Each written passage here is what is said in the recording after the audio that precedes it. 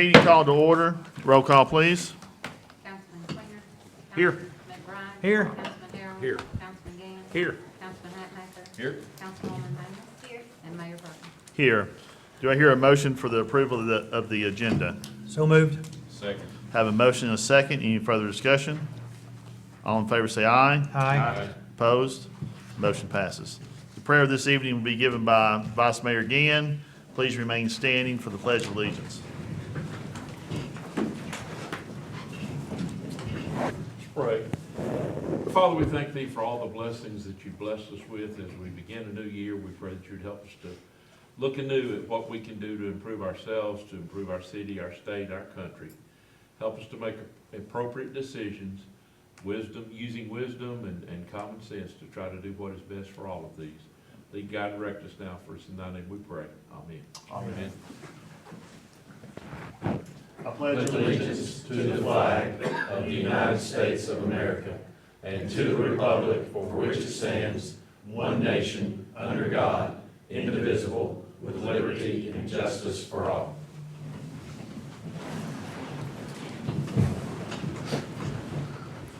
Thanks, Larry. Do you hear a motion for the review and approval of minutes of the previous meeting dated December 16, 2022? So moved. Second. Have a motion and a second. Any further discussion? All in favor say aye. Aye. Opposed? Motion passes. This time we'll recognize visitors and citizens, and then we'll have the audit report. But first, we'll look at any citizens that like to speak. Christie is here for, Street approval. yeah, but we can't move that up now, can we? We kind of missed our opportunity on that. Yeah. Christie, you're just gonna have to stay steady. I'm sorry. I told her we'd move it up, and I didn't. Sorry about that. I'll get you next year. Anyone else? Okay. Best audit presentation ever. 10 minutes. So come on. Sorry, Scott. You have like a CD you give Scott, the full presentation? All right, good evening. My name is Gary Mitchell. I'm a partner with Pew CPAs. Myself, along with Ted Holtz, conducted the audit of the city this year. I just want to start out by saying we really appreciate all of the fantastic support that we get from Chris and Scott and Gail. They are excellent to work with. They're very responsive, and we couldn't get this audit done without them. So thank you for all your help. I'm going to start by looking at the big book. If all of y'all have the big book with the pretty picture on the front. This is the ACFR, we call it now. It's the Annual Comprehensive Financial Report for the city. I'm going to start on what is page number 8 at the bottom. And it has the Pew CPA's logo at the top.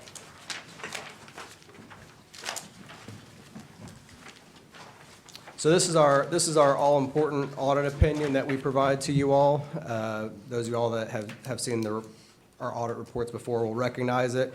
It looks a little bit different this year than it has in prior years. There was a slight change in the auditing standards that now requires us to put the opinion first and foremost in the audit report, which is actually a good thing. So now when you open it to this page, the first thing you see is that we've given the city's financial statements an unmodified opinion, which is in fact a clean opinion is what we call it in the business as well. So we do believe that these financial statements present fairly in all material respects the financial position of the city as of June 30th, 2022. And then another important thing to note that we put in this opinion section is that we did not audit the financial statements of CUB that is audited by other auditors who give us their reports, and we include it in these financial statements. So again, good news, we have a clean audit opinion again this year for the city's financial statements. Flip over a few pages to page number 11 at the bottom. This is the start of the management's discussion analysis. This is a high-level overview of the city's financial statements. I recommend anybody that's kind of looking to, again, get a high-level overview of what happened during the year and get some very good commentary about what changes occurred during the year to read these eight or 10 pages here at the beginning of the financial statements. They do exactly what they say. They give you management's commentary on what has occurred during the year. I'm not going to flip through these, but I just want to point those out. That's a good resource to look at. I'm going to flip to the actual start of the basic financial statements themselves. Those start on page number 22. This is the statement of net position, and then following that statement of net position is what we call the statement of activities. These are the financial statements of the city that are on what's called the full accrual basis of accounting. So this is the basis of accounting above and beyond what you typically think about as your budget basis of accounting. This is the basis of accounting where we throw on all those fun things like pension and OPEB liabilities and long-term debt, compensated absences, et cetera.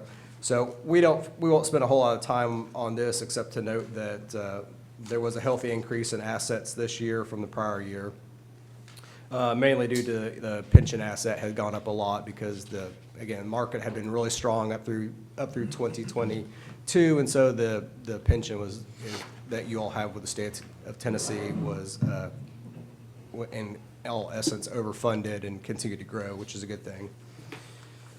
So moving past those full accrual financials, let's look now at the financial statements that you all are probably more accustomed to seeing on page 25. It's the governmental funds balance sheet. This is again, the modified accrual basis of accounting, so that's close to the budget basis that you all are used to seeing. I'll point out a couple of key highlights for the year. The general fund ended the year with total assets of $18.7 million, which is an increase of about $3 million from the prior year. The number one driver of that increase in assets in the general fund is primarily the $3 million ARPA grant that you received from the state of Tennessee. So that's where basically the $3 million came from. It's virtually all in cash. The liabilities and other assets were largely similar to the prior year, and so that $3 million kind of drops its way straight down into the fund balance section of the government. I know at the end of 2022, this body ended up assigning about $2 million of that excess fund balance to use for future capital projects. So you'll see a $2 million increase in capital projects that's fund balance that is assigned to capital projects, meaning that you all intend to spend that in the future on capital projects. And you also see about a $2 million increase in the unassigned fund balance. So all in all, a strong financial position at the end of the year, again this year, to be able to fund your projects and continue operations going forward. Flip over two more pages, page number 27. You'll see the statement of revenues and expenditures. So this is kind of your income statements, your revenues and expenses for the year. You'll see general fund at the bottom, a couple of lines up from the bottom. General fund had a net change of fund balance of positive $4 million this year. That's what we were just talking about. Very strong revenue collections this year from property taxes and local option sales tax. And then again, about $3 million in federal grants from the state helped that bottom line. And then look one column over, you'll see general purpose school fund had about a $500,000 negative change of fund balance. A little deceiving there because they had significant additions they had done on South Clinton Elementary School. So that shows up in the capital outlay. So they actually had a lot of revenue too, basically from property taxes and also from ESSER federal money that came through the state as well. So strong revenue on the general purpose school fund as well. That has had a lot of capital outlay on school buildings. So in total, all the government funds for the city, we had a positive change in fund balance of approximately $3.8 million for the year. If there's any questions, feel free to. Now, of that 3.8, did I understand you right, the 3 million or so is the that grant, what's the ARCA grant or? Yeah, approximately. Just The ARPA rough. grant was like 2.9 million, Okay. so yes. Wow. Yeah, but, okay, that's what it stands for, okay. Yeah, Wow. so the ARPA was the name of the federal So even without program. that grant, we would have still had a positive change in our fund balance. Yes, yeah, a little bit. And that's largely because of the increased revenue collections. Awesome. From Okay, the last thank year, you. very strong. All right, after these financial statements, you started to get into some of the budget to actual comparisons. I'll let you look at that if when you get time, or I'll take any questions on those if you have them. And then you get into all the financial statements for CUB, which we won't cover here today. And then you've got page after page after page of notes in these financial statements. They go on for quite a while, and about half of them relate to the pension and OPEB plans that I mentioned, but we'll skip past all those right now, and we'll jump towards the back of the report. We'll stop real quick, page 136. That's a schedule of expenditures and federal awards. And I'm just gonna point this out because this goes to the comment you just made. So on the schedule of expenditures of federal awards, down at the very bottom of page 136, you'll see where it says total expenditures of federal awards was $5.6 million for the year. Just to put this in context, this number last year was only $1.8 million. So this includes federal awards both from the city and the schools. And again, the lion's share of that was the ARPA money of $2.9 million. And then on the school side, there's a large chunk of money called ESSER that was, let's see, as $990,000 the current year, but there's still several $1 million more that will be flowing through in future years. So again, federal grant money flowing through from the state of Tennessee from the federal government flowing through the state, still very strong and will continue to be so for another year or two. All right, I'm going to flip towards the back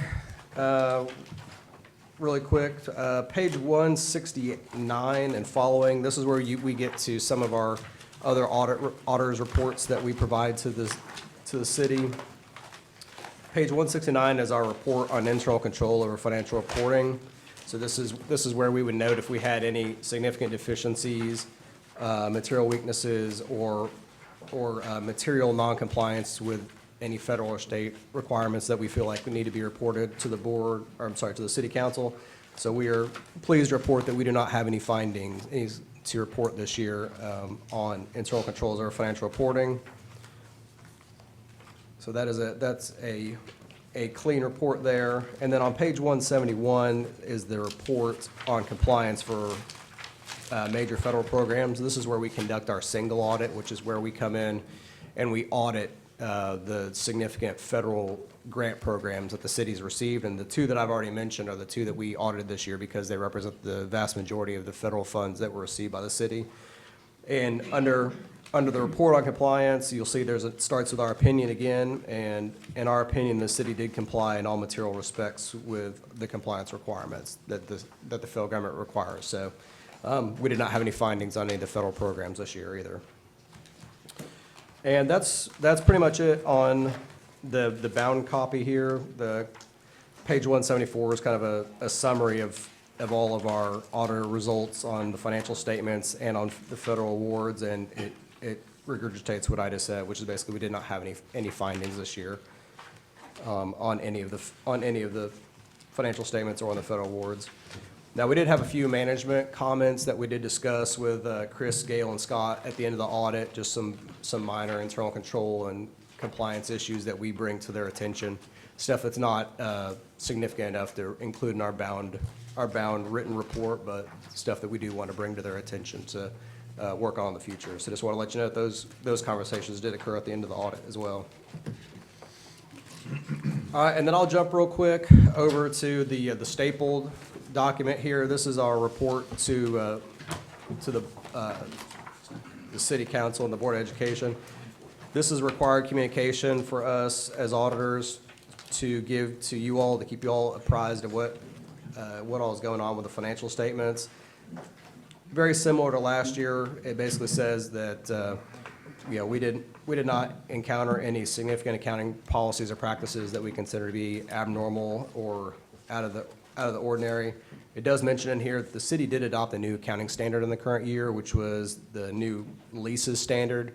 However, we didn't have any material leases that were big enough to put on the books, because you are required now under government accounting that if you entered into a big lease for, say, a big building or some vehicles or something like that, you do have to put that on your financial statements as a liability in the future.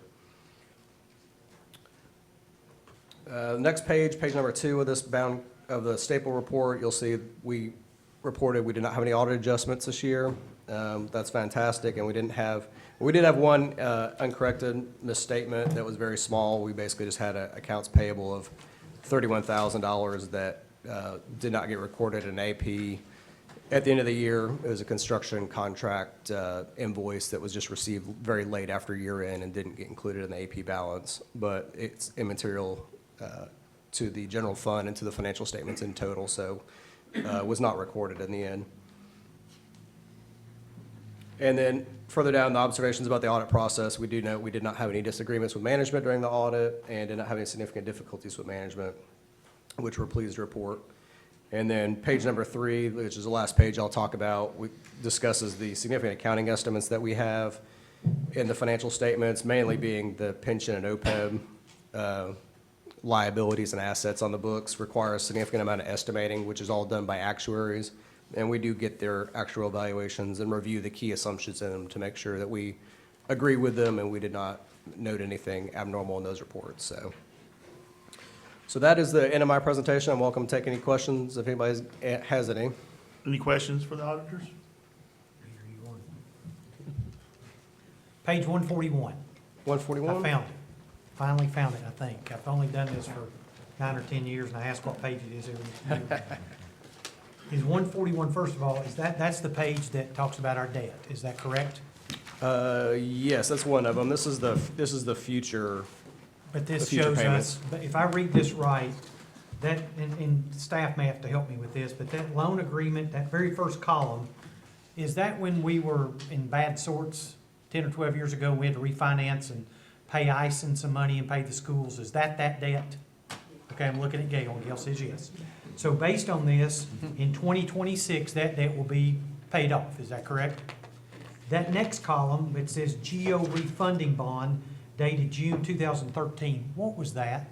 Actually, those first two were the ones back in, initially, we refunded one of those, Okay, because So- of better rates. yes, The two of those, one of them is a taxable, one of them is a non-taxable debt, okay. but both of those are the ones that you're thinking. That I'm talking about in my mind. So in 2026, those two debts will be retired.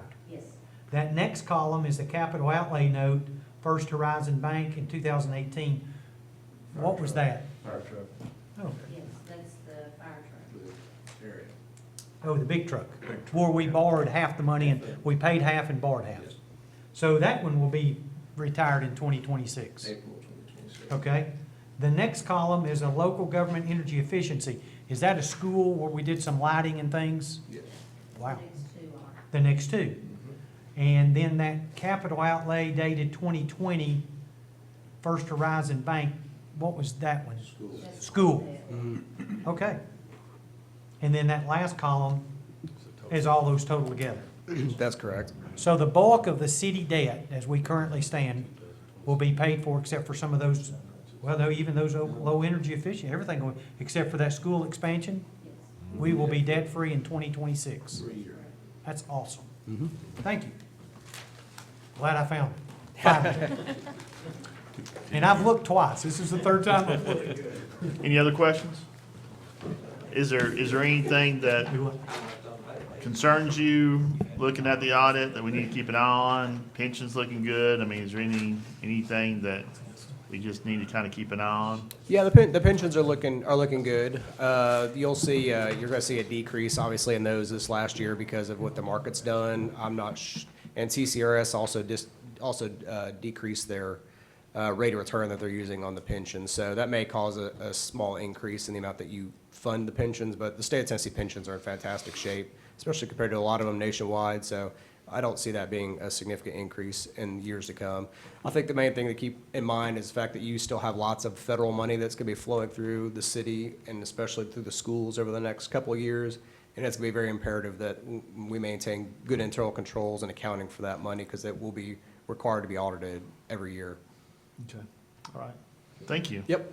You went a little over, but you did a great job. My questions, I'm sorry. Well, yeah. I'll take a hit. Well, I stopped the clock. Oh, okay. This time, no communications from the mayor. Is Matt here? Matt Howe is here. He's running a little bit late, so we'll bring him in. Oh. New K-9. Oh, good. Real quick. So, going to introduce him. Wow. He's a big one. Whew, he is. Matt, tell us a little bit about your new partner. Can you go Bringing you in. Matt, It's bringing you in. my goodness, he's a little scary. I gotta tell you. Is he? That's what we do to auditors that go too loud. Yeah.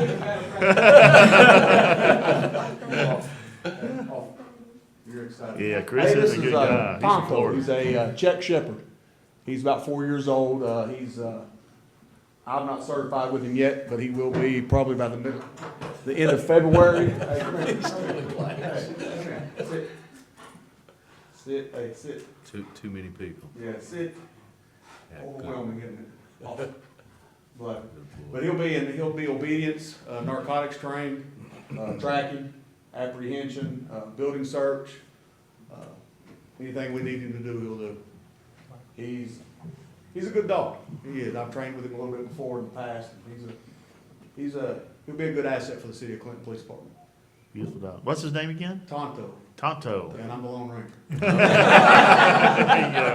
There you go. Czech Shepherd, is that what you said? Yeah, it's the same thing as a German Shepherd, but it comes from Czechoslovakia. Okay, And that's where he came from, was Czechoslovakia. So pretty done. they call them Czech Shepherds there instead of German Shepherds. Well, Tano, welcome to Clinton. Thank you, Mayor. Thanks, Matt. Yes, sir. Thank you, Thank you. You would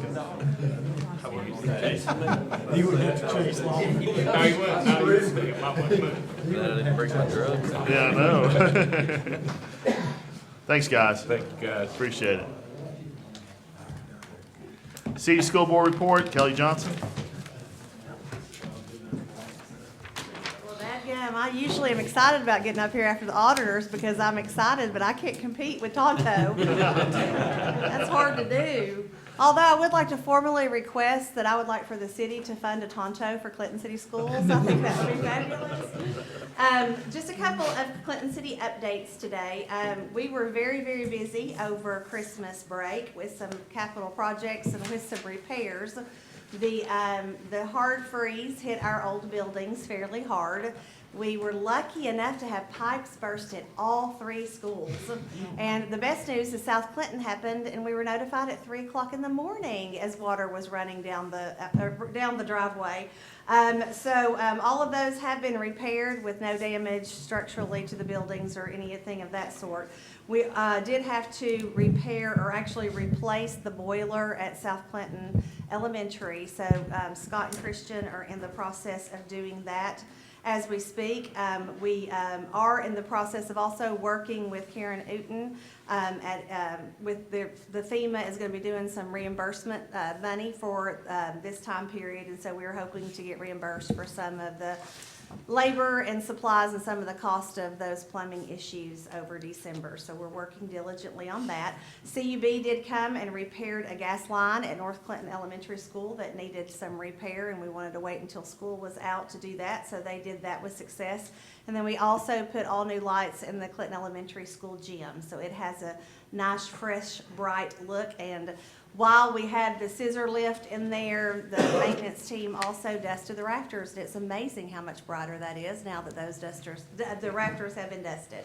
So lots of things went on even though we weren't in school for 2 weeks. I have not been able to gift the children a snow day yet. And so if you all can pull any strings between now and March and at least get them one snow day, then I will be in much better favor with the children at Clinton City Schools. Maybe some teachers too. And some teachers too, that's right. I guess the hottest topic that we're dealing with at this point is the 3rd grade retention law, which some of you may be hearing from parents about. We just sent home our mid-year benchmark assessments to parents, and the students who are at risk of qualifying under that law were notified, and we sent home registration forms for them to attend summer school. So basically, as you recall, there are 4 different levels to the TCAP test. If they score in the approaching category, which is the second to the lowest, they have to either attend summer school or agree to do tutoring all through 4th grade, and that would be done after school in Clinton City Schools. And if they score in the below category, they have to do summer school and tutoring. And so even though this law was done in 2021, it is now on our heels, and so parents, rightfully so, are starting to get a little bit panicked and having questions. We are sending home tomorrow an FAQ to parents of third graders, kind of giving them a little bit more specifics about the logistics and how this will play out. I will forward that to you all just for good bedtime reading, but just so that you all have information in case you all happen to be asked by someone, but the school board will be well versed to talk about that as well. It does appear that there is an appetite for some of the legislators to revise this in some manner because of the outcry from parental stakeholders. And so we are hopeful that it will be revised in some fashion in General Assembly, but as of now, we have to move forward with the way that the law is written. So my hope is that it is revisited. I don't think any of us are opposed to additional interventions for children, but to use a one high-stakes multiple choice assessment that is 60% reading and 40% writing and grammar to an 8-year-old, that is not best practice, and that is what we have preached on multiple occasions, falling upon deaf ears oftentimes, but hopefully we'll see some revisions. So any questions for me? Kelly, approximately how many students fall into those two categories? At this point, we sent home 66 letters. That doesn't mean that all of them will actually Just meet that potential. criteria, Just but we potential. have over-communicated, just we don't want any parent to be caught by surprise. There are some districts that, around us, the larger districts, that number goes up to about 2,800 children. How many students do we have in our three? We run at about 145, 147. So, and some of those won't, some of them will end up, making it. It's just that they've got just a little ways to go, so we tried to over-communicate just so no parent would be caught off guard. The other night you talked about enrollment. What's our enrollment in city schools right now? I want you to tell them why it's important that we stay under 1,000. And what Yes, the so possibilities could happen to the school system if we go over 1,000. Correct. So next year, the BEP goes away, and TISA, our new school funding formula, goes into effect. And Clinton City Schools, because we are all elementary, we are not going to see a huge significant jump, even though the governor's putting $1 billion more into education. A lot of that is being allocated towards CTE in high schools. So your K through 12 systems are going to see a significantly larger bump than what we will see at Clinton City Schools. But there is an additional extra weight or bonus money that is given to small systems with under 1,000 students. And that, now we were sitting right before Christmas at 985 students, but that was pre-K through 6th. And they fund just kindergarten through 6th, so we take the pre-K out. We were sitting at about 950 right before Christmas. We lost about 12, 15 kids during the Christmas break due to various evictions and those kinds of things. And so we're at about 935, 937 right now. But as we are seeing development happen within Clinton City Schools, it's going to be important for us to really watch enrollment, and we will try to manage that and keep it under 1,000. And we're going to have to probably look at some transfer policies and some transfer applications, and probably get a little bit more stringent on who we accept on a transfer so we take care of our city kids first. We are making some adjustments to this with our registration this year. When we do kindergarten roundup, typically if you were a transfer student, we allowed you to come on and register and pay your registration fee. This year, we are restructuring that to where only city residents come and register for kindergarten. And then later on, from April the 3rd to May 15th, we will do a formal transfer window for all grade levels. And we are doing that in an effort to make sure that we give city residents first priority into entrance to Clinton City Schools, because we have to take them. So it was asked what happens if we get to 1,001 students. We lose approximately $500,000. And so the only way that we could capture that amount of money for that small school stipend would be as if we enrolled and immediately jumped to about 1,075, 1,080 kids, and we would not have the facilities to do that within Clinton City Schools. So it's something that is very, very much on our radar. What percentage of out-of-city students do we have right now? Our transfer, it ranges from grade level, but on average, about 27%. So I feel pretty confident that we will be able to, as the city grows and we inherit more city kids, we're just gonna have to really put our city kids as a priority, and that we're not gonna be able to accept as many transfers as we once were able to do. Ballpark, what's your maximum capacity right now from, in regards to just the size of our schools? How many students could you have in theory?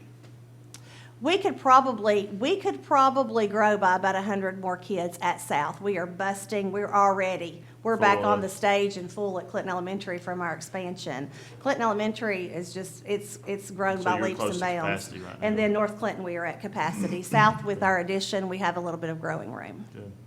I saw in the news last week, I thought about you, that somebody, I think nationally, passing a bill that's going to allow 45 students per teacher in classrooms. I think there's some latitude with that. It's like, Tracy was sitting when he was watching the news, and she had some choice words about that. Yeah, But, she did. but I think if that does pass, that either local districts have the autonomy to change that, have a lower number, of course.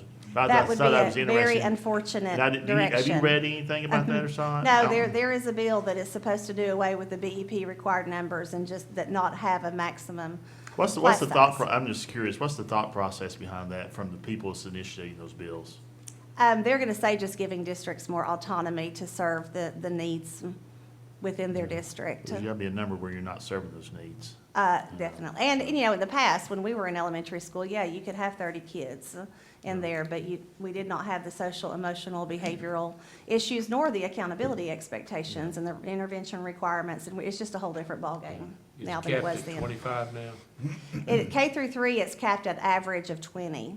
You can have a classroom go up to 25, but all of your teachers and your students have to average 1 to 20, and then 4 through 6 is 25. And I can take a class to 30, which we would not do, but I could. Average 125. Thank you, Kelly. Thanks, Kelly. Thanks. You're doing a great job, as always. Oh, I'm sorry, you get Scott. Best job you've ever done is about 5 minutes. Ah. 3, Kelly says 3. The clock's already started, so 2.5. Can you whistle for that? Then I'll use these notes. Budget Amendment 2 should be in your packet. General Purpose School Fund increases expenditures by $107,000 net. That's funded in 2 ways. $41,000 is funded with increase in revenues via some grants and donations. $66,000 of that $107,000 increase in expenditure is funded through fund balance. So we're going to the bank account for that. That's normal at this time of year until our revenues, mainly property tax now, start flowing in. I can account for that. And then there's a whopping $87 budget amendment in Title I. They actually decreased our allocation for that federal grant by $87, so we have to account for that. And that is all that we have for budget amendments. Here, a motion to approve budget amendment number 2. So moved. Second. Motion and a second. Any further discussion? Roll call, please. Councilman Quainer. Yes. Councilman Bryant. Yes. Councilman Harrell. Yes. Councilman Gann. Yes. Councilman Hatmaker. Yes. Councilwoman Manis. Yes. And Mayor Burton. Yes, budget number 2 passes. That's it? Thanks, Scott. Clinton Regional Planning Commission report, Vice Mayor Gann. The Clinton Regional Planning Commission and BZA both met only one item of business, and that was BZA. William Simmons requesting right side setback to 5 feet for residential addition for property located at 505 Scenic Drive. This is to take care of family growth that he had, and subject to getting letters of approval from his next door neighbors, that was approved. Other than that, the only other thing was that both the Planning Commission and the BZA, the existing officers were conscripted to another term. That's about the way it was. Any questions for Larry? Thanks, Larry. While I've got it, I might just mention also Green McAdoo, while I've got the floor, had a tremendous MLK breakfast meeting on Monday. I think Adam has been working with the Oak Ridge chapter of the NAACP And we had a capacity breakfast meeting for MLK Day, and it was full breakfast, pancakes, eggs, sausage, bacon, about anything you want. And it was a tremendous meeting with an unbelievable choir and a number of speakers. So I think they did Clinton proud, and I think Adam did an excellent job of orchestrating the whole thing. Very nice. Anything else? That's it. Thanks, Larry. Clinton Utilities Board report, Councilman McBride. CUB met, all members were present on January 12th. Officers were elected. Vicky Violet was elected chair. Steve Clapp was vice chair. Audit was presented for water, electric, and pension, with all receiving a clean opinion, and I think there's copies if you want that in your information. Looking at the financial statement that we get every month, if you look back in August and September, you'll notice that there was a negative income, and the reason for that was the storms in July that we had here. CUB had 50 poles broke from the storms, and as a reference, what's that mean? And when the blizzard happened several years ago, there were 40 poles broke. So that storm cost CUB roughly $700,000. So that takes those numbers that you see there, and that's where you get your minuses from.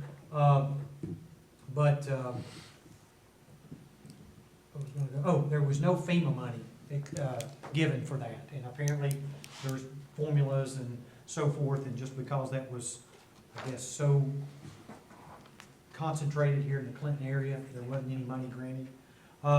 Also in your report, and if you want more details of this, I'm not gonna spend just a couple minutes, about the rolling blackouts that TVA did. General Manager Fay did a good job explaining it. Of course, I mean, he's the expert in this from CUB, but if you wanna go back to CUB's website, you can look at the meeting that was there. He can explain the different stages, whether it was a step 10, step 20, step 30, step 40, step 50, what all that means and how that all kind of played out. But there's also something in your packet as well explaining that. So you, maybe more than you want, may not really care that much about it, because I mean, it is TVA and CUB to take care of. Just my own personal opinion, which has no reflection on CUB or anyone else, but I did read articles in the paper over the last few days from TVA regarding the rolling blackout, and was it necessary, and so, you know, they come back and they talk about how they maybe miscalculated some things and so forth, and so this is just 100% me on a personal note. Kind of got a little frustrated because I know TVA gives out huge bonuses. So I got to Googling and looking back, and Chattanooga Press had an article in November where TVA got $1.6 million in bonuses for their executives. And it's like, holy cow. So a month later, you miscalculate. So anyway, just a pet peeve of mine, the utility industry and how it works and what do you do about it. But again, that may interest you and it may not, but General Manager Fay explains it really well, the timeline. And CUB performed very well, of course. I mean, CUB has a great product, they give a great service, but this was handed down through TVA. Has there been any discussion, and again, I'm not an expert on this, but, you know, I think it's apparent that we just didn't have enough power to satisfy the customers in the TVA network. Has there been conversations about, you know, the eagerness that TVA has as far as shutting down Bull Run, they're gonna shut down Kingston? That's exactly what this article. We need to pump the brakes a little bit on that? That's what this article, yesterday's paper, if you read it, I read it twice. Yeah. That's exactly what that article talked about, because, I mean, they were not able to bring Bull Run up because they've neglected it, for whatever reason. Again, they're smart people. These people are smart people. I'm not an engineer and don't claim to be, but it's just, from a layman's standpoint, it's like, you know, we've had cold weather before. I mean, it's not a surprise. Has TVA responded to those questions? That was one of the things in this article that they're gonna go back and review about the coal fire and fossil fuel, all those type of things. So, yeah, I mean, I think it's kind of woke them up just a little bit maybe. And we all get in a rut. I don't care if you're a pharmacist or if you're in TVA or you're in school or what, you know, municipality, we all get in a rut. And hopefully this is shaking them out of the rut just a little bit to where, I mean, we do, as a society, our power usage is not gonna go down. I mean, I mean, it's not. So, I mean, what's the future? I don't know. Those guys are smart. They get paid big bucks, sometimes a lot of big bucks, but yet people are without power and shouldn't be. One of the issues that they had, and the reason they do 15 minutes is because they don't want everybody's house cooling down so much that when they flip the breaker, in layman's terms, that everybody's heat kicks on and then the breaker doesn't hold. And so that's an issue. I mean, if you go down a few degrees at a time and you do, 15 minutes, but in Memphis, a lot of times those, from what the presentation is, I mean, these people, CUB has the ability to do a lot of that, if not all of that, the way I understood it. I think all of it from their command center. Their command center looks like NASA. I mean, it's pretty sharp. It's awesome. But they can do that here. But a lot of places have to physically get somebody in the truck, go to out here in the boondocks somewhere, flip off a breaker, wait 15 minutes. Somebody else over on the other side of the county do it. And I think in Memphis, they had some problems because of the vastness. And that was noted in those articles too, so. It's funny, because I noticed in those cold days, that they had the 15 minutes off, and in that 15 minutes, I think my house went down about 5 or 6 degrees, Yeah. which was really surprising, but it was like 8 degrees outside too. Right. So that's But interesting. we've had cold weather before, and I mean, Yeah. you can't help but think that this, I think again, 100% personal opinion, meteorologists may miss precipitation, but they usually hit cold weather pretty head on. If it's gonna get 6 degrees Yeah. next Thursday, I don't know that's how pretty long, close. I don't know how long it's been since we had below freezing temperature for that period of time. That's probably been 30 or 40 years. I mean, it's not common. But we should be 30 or 40 years smarter now, too. Yeah, I'm not disagreeing with you, but Yeah, I'm just that's- saying, that's it my was a opinion. little bit unusual. And some of you may have seen, So, yeah, fight with me. Well, I ain't gonna you may have seen Representative Burchett's little video clip about the Congress is looking into TVA. They're wanting more transparency and more reporting on TVA because I think they got a lot of heat over Well, TVA's handling of this.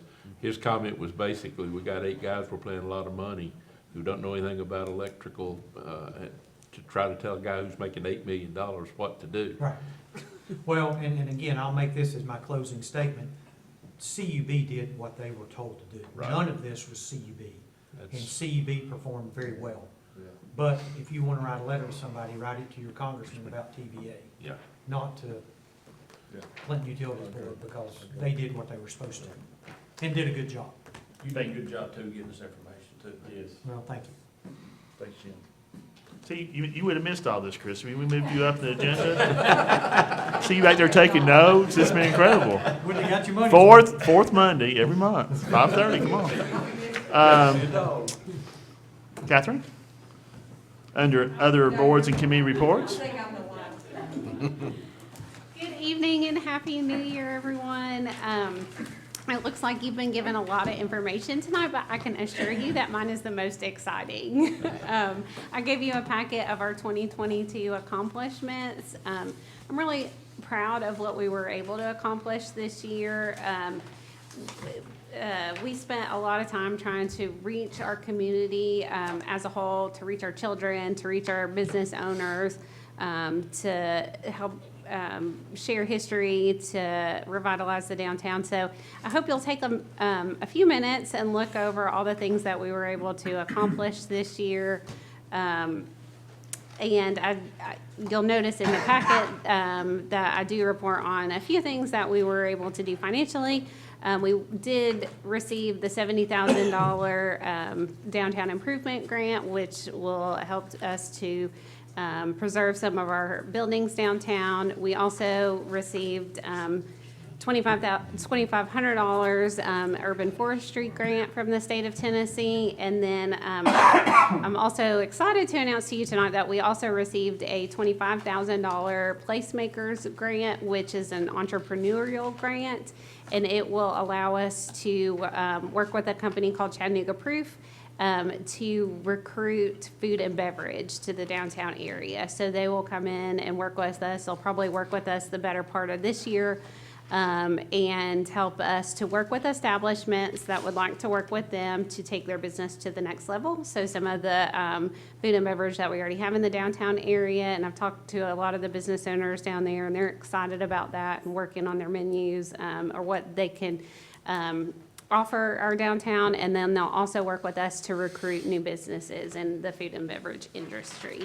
So very excited about that. But again, you know, I hope you'll take a look through our 2022 accomplishments and see that our footprint is large. This was the first year that we were, the first full year as a nonprofit, and we did this, I think, off of a pretty small budget. So as you go forward and talk about budgets for the city, I hope that you'll consider, you know, maybe a larger contribution to the Main Street program, because we have contributed about $98,500 in grant funds alone, in just in this year. So I also gave you our 2023 dates for the year for all of our events. One thing I left off there that Rob came in and asked me about, our food trucks will be coming back on April 4th, and they'll stay with us for a little while on that date. But then we have our list of events scheduled there. And then I also would love to invite all of you to a volunteer recruitment night that we're having. We're looking for more volunteers for our event, so that's on March 21st. And it's at 6 o'clock at Spindletree. We're gonna have some food for you. You'll get a free t-shirt if you decide to be one of our volunteers this year, and we'll have some other incentives as well. So, any other questions? Any questions for Catherine? I have a question. Yeah, The $70,000 grant that you got, yes, did every merchant up there get talked about it? yes, Talked to? yes. Well, I had So- some to tell me they didn't. Well, so it was a little bit confusing this year with the way the grant was presented. So the state yearly does this downtown improvement grant, and we knew that it would be coming in May. So it was probably last February or March where we started taking applications for that. And I sent that out in an email that I distribute to anybody who will give me their email address, really. And then I walked around to the downtown shops as well. So it was actually a really long process. They didn't actually open the grant until October, and then was awarded in November. So I think a lot of it got forgotten about because the state didn't think they were gonna have any funding for this grant this year. It got cut, but then they were able to find some funds for it. So I think that people even forgot about it, that they applied as well, because it was such a Well, long process. No one was mad about it. They were all tickled at every who got it. Who made Yes. the decision how the grant was split out? Who made that final decision? So we took applications, I guess, probably in May, and then we formed a committee on our board Okay. to review those, and then they selected those. Thank you. Yep. Anything else? One thing I wanted to bring up too, Roger and I talked before the holidays about, there's different clubs downtown. You get the Antique Guild, you have the Merchant Association, probably have some individual shops too. And in the past, they'd kind of just come to us without speaking to the other clubs and things. And there's a lot of disconnect as far as what's going on, who's doing what, who wants to do it, who doesn't want to do it. So what we're asking with Catherine's help, and she was on board with this too, is for all the boards to do these events here, to go through the Merchants Association. Because that, Main Street, I'm sorry, because that Main Street has representation, I believe, with everyone. So that everybody know what's going on and make sure that everybody approves and everything's all right. One thing I like, I don't know if Roger or Catherine did this, but there's also a sheet that's gonna be filled out as far as things that are being needed by the city. We need to put up some type of, guardrail or, fence line or, block the streets or do the bathrooms, do this or that.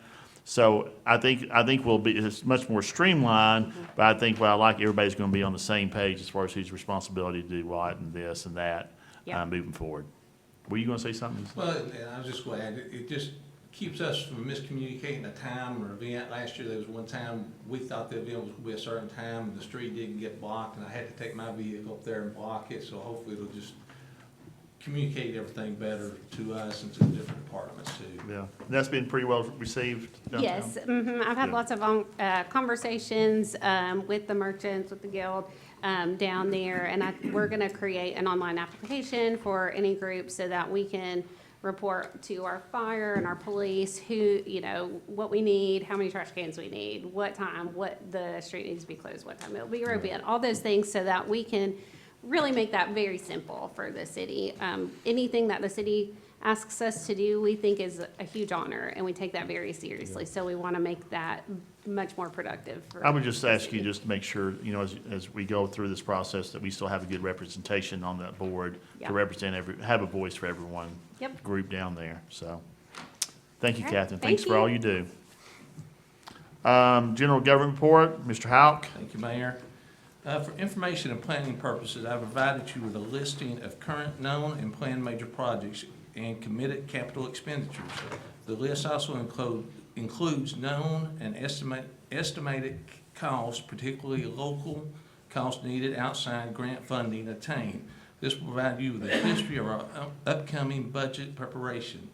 The list that's in there is something I gave a couple of the councilmen that were newly elected, but this is something just kind of with our audit that we got tonight and looking at the fund balance, just kind of as a reminder, over the last 3 or 4 years, we've had several projects that's been approved, namely 3 of the TAP grants that have been approved, a couple of dump trucks that we ordered last year that knew that it was going to take about 2 years to get approved. The third rescue pumper that we ordered last year, the LPRF grant that we got a 50-50 match, several other small projects that we've got going. Street surfacing, we went through the street logics with the TPO that's came in and graded all our streets. They're putting together a presentation. I've seen the preliminary presentation where they've actually graded all 72 miles of the streets in the city. And they did it actually with equipment, just not us looking at the streets. Of course, J.D. Yarnell Parkway was the worst street we've got.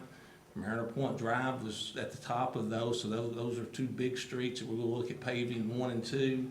That's almost $1 million in itself.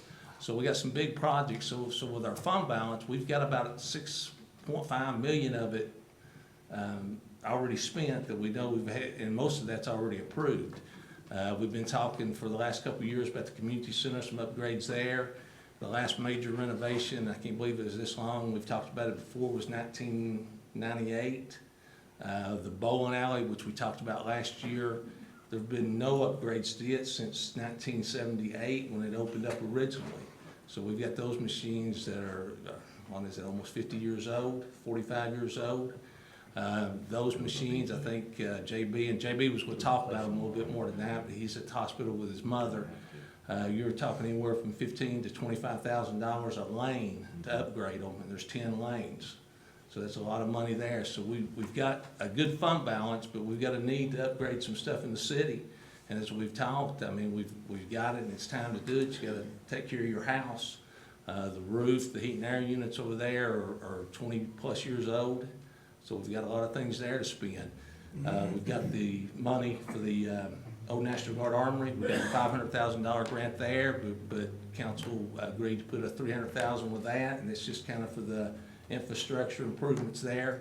I did meet with the Boys and Girls Club Friday, which we're hoping for them to move in and use it.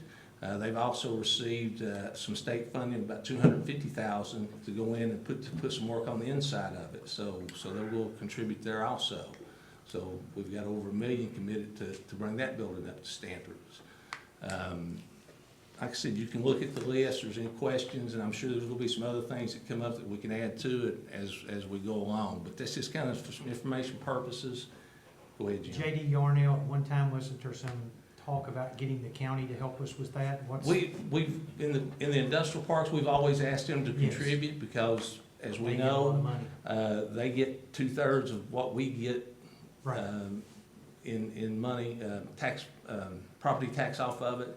So when we do that, we did it with the I-75 Industrial Park, and we paved it, I guess it's been 4 or 5 years ago now. We did approach the county and asked them to participate in it, so we. And they did? They did. We And- split it 50/50. And what's the plan here, J.D. Yarnell? I would like to do that also. And I've had a conversation with the county So mayor. you started, okay. Yeah, Good. so we'll do that at the time. Did you say $1 million to pay Mayor's Point? No, it's Okay, about, I thought you said no, $1 million. both of them Both of them combined. Both of them Yeah, both combined? of them combined. I think Okay. Bill's typing could be a little bit bigger. About 450 for, 450 for JD Yarnell, so Marylandport wouldn't be nowhere near that. I wouldn't think. Right now, we didn't do any this year because of the oil price being so high, and that's what's based on. Hopefully it'll come down, and we'll be looking at these, probably some this year and some next year, depending on the pricing. The auditor mentioned something about there's a lot of state and federal monies out there. With the fund balance been so healthy in the past, sometimes we were leery about some matches because we might have trouble meeting our portion of it. Are we actively pursuing every grant we can? Well, right now, we've got the 3 TAP grants, so really, we've got those 3. We've got the LPRF grant, we got the grant through East Tennessee Development. So right now, I mean, we've got, 5, at least 5 right now open grants. So with the LPRF, you can't get another one till you have that one closed out. And that's which one, LP, or what is that? That's for the outdoor pool, That's local pool, parks and okay. recreation.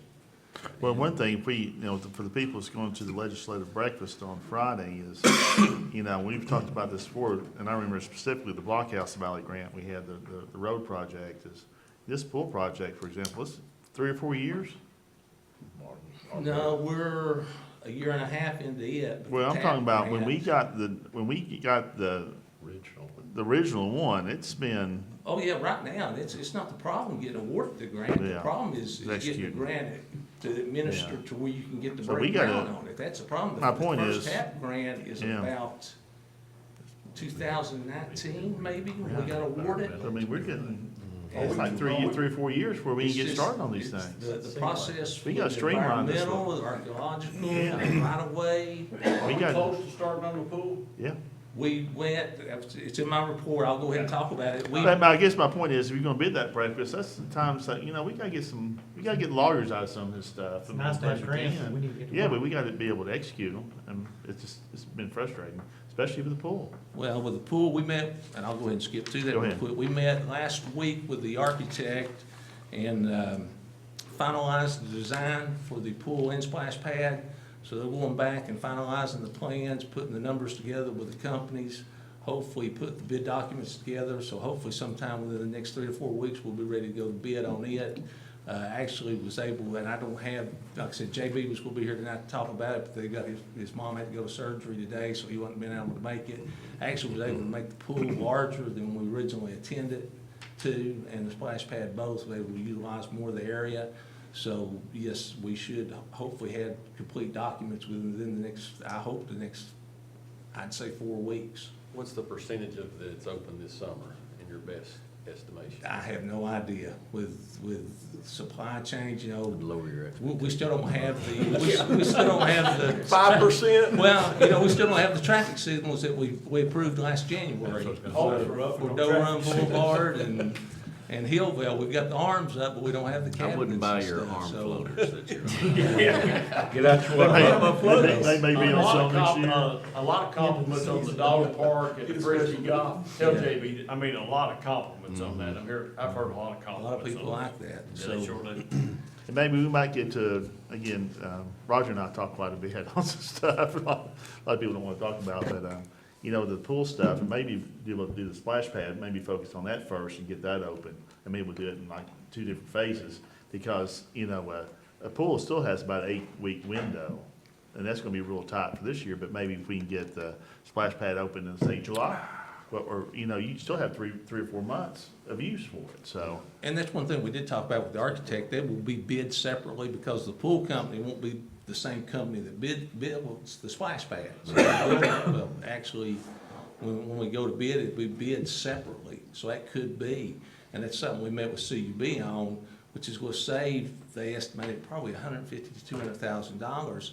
The splash pad at Lakefront Park does not recirculate. It goes straight into the river, which you'd think that costs a lot of money. Our water bill is not that high down there. It probably runs like $275 to $300 a month.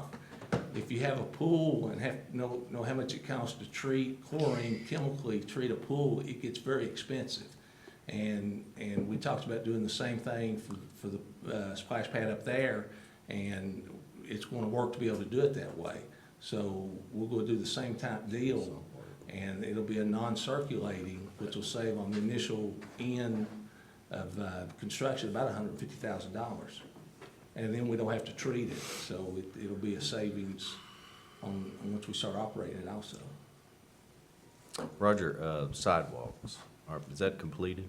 All those sidewalks that we've been working on in the city? No, that was Handicap. actually, that wasn't us, that was actually. Is it done though? Completed project? Or are they? Yeah, the city, the T-Dot portion of that. The T-Dot portion, I think, is done, yeah. Wheelchair ramps or Yeah, whatever. 88. You have something? Go ahead. Okay. Move on here. In accordance with previous approved practices of city council, I respectfully request authorization to file for various grant funds through the state and federal government and other agencies as we become aware of federal government and other agencies, as we become aware of available funding. This would include but not limited to funds for building renovations, water and sewer improvements, and rehabilitation, drainage improvements, infrastructure improvements, and special programs and projects, vehicles and equipment, and funding for additional employees. So moved. Second. Have a motion and a second. Any further discussion? All in favor say aye. Aye. Opposed? Motion passes. Finance, I defer to Chris. All right, thank you, Mr. City Manager. This shouldn't take but an hour, hour and a half, so I'll You'll speed be it by up a little yourself. bit. Bring in the dog. We're gonna get some pizza in. Holler for Tonto. I'd like to thank Gail Cook for not setting the bar too high for me with, however many years in a row with no findings, so. No pressure. No pressure at all. So at the end of December, we've completed half of our fiscal year, so 50% of the year has been completed. Regarding revenues, we brought in 62.2% of our budgeted numbers. We've spent 51.2%. So keep in mind that also includes some bigger capital outlay expenditures that I will ask you for amendments for later. Sales tax, still strong. I know I say it every month, but it's performing well. It's nearly 10% above where it was for the same month last year, and about 12% above the first 5 months from the previous year. So that's strong. I think we've collected nearly 90% of the local option sales tax so far. I don't really have anything other than that. Fund balances, I kind of broke them down a little bit more, just for my own edification in case I get questions during council. So the second page of your report shows the different unassigned, assigned, and committed reserves. Some of those, upon the approval of the budget amendment tonight, some of those will go down somewhat, but I'll break that down when we get to that. Do you want to go ahead and do that, Roger? Is this the time? Yeah, Go ahead. go ahead and do it, Chris. Okay, the budget amendment number 2 for fiscal year '23 is a little over $620,000. Of that, $182,770 is being requested from unassigned fund balance. I've got listed out each individual line item that we need. If you have any questions about any of that, just note that about 82% of that comes from either separation pays or we have a consultants that green space contribution. So 82% of that budget amendment are those things. Which is retirement and/or termination? Well, separation, when we have a staff member leave and they've got accumulated vacation that we pay out, that's what that comes from. And it's, that's something that's almost impossible to budget. You never, sometimes you know about retirements, but you don't always know about people leaving for other jobs. Second part of that comes from our capital projects for assigned reserves for capital projects. You see the breakdown there, a lot of it is, are roads and emergency vehicles, street improvements. Part of it is the Carden Farm project and the pool, and that's $346,000 out of that reserve. And then out of committed capital projects, there's $90,000 we're requesting for an amendment, and most of that is the architectural and engineering work on the TAP grant. And then we have another small category to pull from reserves from our miscellaneous contributions, and that was the total cost of the 4th of July event. I think we have like $16,000 in that particular one, so that there's still funding there. So I'll submit that for your approval. Hear a motion for budget amendment number 2. So moved. Have a motion and a second. Any further discussion? Roll call, please. Councilman Quainer? Yes. Councilman McBride? Yes. Councilman Harrell? Yes. Councilman Gann? Yes. Councilman Hatmaker? Yes. Councilwoman Manis? Yes. And Mayor Bowden. Yes, budget amendment number 2 passes. Thank you. Guys, I note this is something new that we have to do due to the rules of the comptroller changing. You know, used to, we would do it at the end of the year, just one big one, but we have to do it kind of a rolling thing now, so it's something a little different, and so just as a reminder. Thank you, Chris. Thank you. Public Works Department, that's why Christie's here. The following streets in Frank Price Landing development off Frank Price Boulevard have been completed and constructed to City of Clinton specifications. Lilac Court, Ivory Court, Sycamore Court, Heritage Court, Chestnut Court, Cobblestone Court, and Poplar Court. And the developer had requested that all 7 streets be accepted as a public street. The construction was inspected and approved by the Public Works Department. I would therefore recommend the acceptance of this, I ain't gonna name them again, as these streets as public streets to the city. I'd like to maybe back this up another month. Christie. Table it. Hear a motion for approval? So moved. Second. Motion is second. Any further discussion? All in favor say aye. Aye. Opposed? Motion passes. Thank you, Christie. She can leave an hour later. That's all I've got on my report that I turned in, but it was 2 other things that did come up. Myself and the mayor have been talking about this, and Councilman Queener brought it up last month. Speed humps. Yeah. Speed humps. Heard anything about them? What I'd like to do, Bill and I talked to our traffic engineer. We had him in here last week talking about the 2 traffic signals. We had a little issue there, but we also talked to him about speed humps.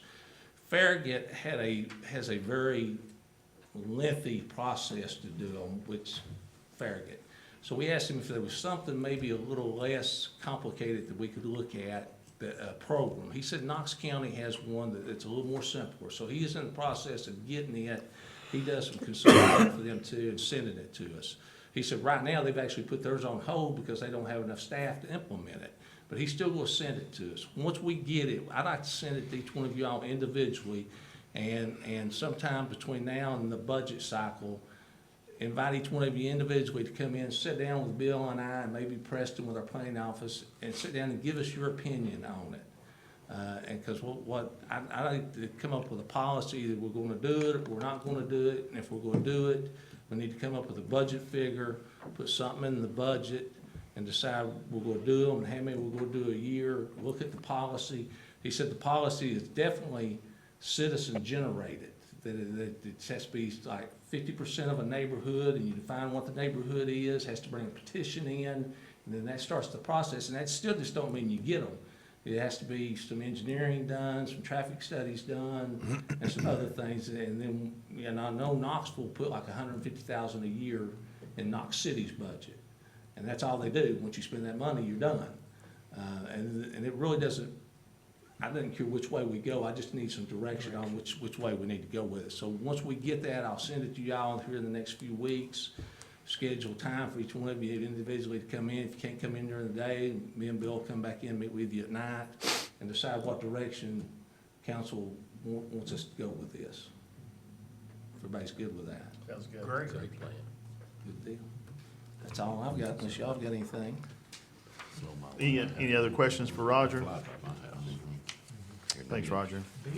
No ordinances or resolutions. Any old? Yeah, he He's out of order.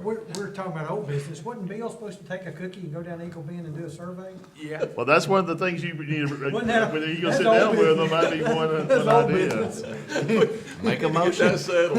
You better inventory those cookies though. Any old business before us? Any new business? One thing I do want to say, of course, Gail's here, and I was telling this to Kelly when we were swearing in the new school board members a couple weeks ago, that we've done such a good job, it's kind of funny, we just kind of overlooked this stuff, and we didn't overlook 10 or 12 years ago, but thank Chris, we're lucky to have you, you're doing a good job, you do have some big shoes to fill, and of course, Gail, thank you for all you've done too, you're just a phone call away, and that's very comforting. I tell you, and Kelly, of course, always, thank you for what you all do too, so. And we forget to say that sometimes, and some of us, where we started, I was thinking somebody retired a couple, when you and I and Gann were both here, those three people retired, we would have defaulted on loans. We went broke. They'd have to hold the check. Yeah, Can but we anyway, split this up into yeah, 5 that's checks? right, that's right. Anything else? Motion to adjourn? Second. Adjourn. Hey,